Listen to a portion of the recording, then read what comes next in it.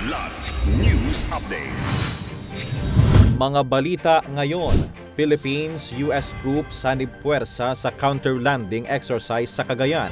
4 na aresto sa bypass sa Caloocan, 340,000 halaga ng shabu na samsam. Congressman Pulong Duterte inireklamo sa pambubugbog, human trafficking at tangkang pagpatay. Ako po si Cesar Soriano para ihatid ang nangungunang mga balita sa buong kapuluan ngayon. Ngayong araw, Mayo 3, nagsagawa ng Joint Counter-Landing Live Fire Exercises ang mga tropang Pilipino at Amerikano mula sa Army at Marine Unit sa baybayin ng Aparik, Cagayan. Iba't ibang military assets ang ginamit upang ipakita ang lakas at koordinasyon ng dalawang panig sa ilalim ng Balikatan 2025 exercises. Layo ng operasyon na palakasin ang defense cooperation at interoperability ng Pilipinas at Estados Unidos sa gitna ng mga hamon sa seguridad sa Indo-Pacific region. Isang anti-drug operation sa Caloocan City ang nagresulta sa pagkakaaresto sa 4 na drug personalities, kabilang ang isang high-value target ayon sa Northern Police District. Isinagawa ng Caloocan City Police ang operasyon kamakailan. Naaresto ang mga sospek na sina alias Cosa, isang tricycle driver, Bik-Bik walang trabaho, Malu mula sa Tondo at Chris isang pedicab driver.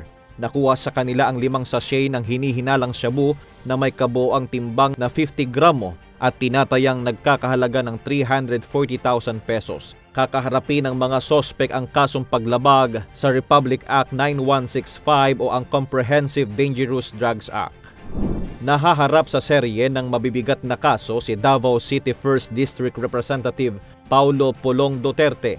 Ito'y matapos magsampa ng reklamo ang isang negosyanteng bugaw kaugnay ng umano'y marahas na insidente sa isang bar sa Davao City.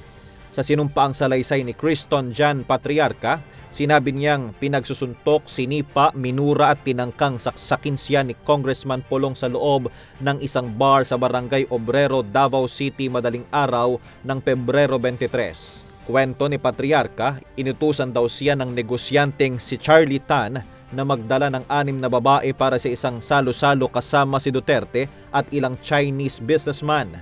Pero nauwi sa gulo nang magreklamo ang isa sa mga babae na kulang ang ibinayad sa kanila.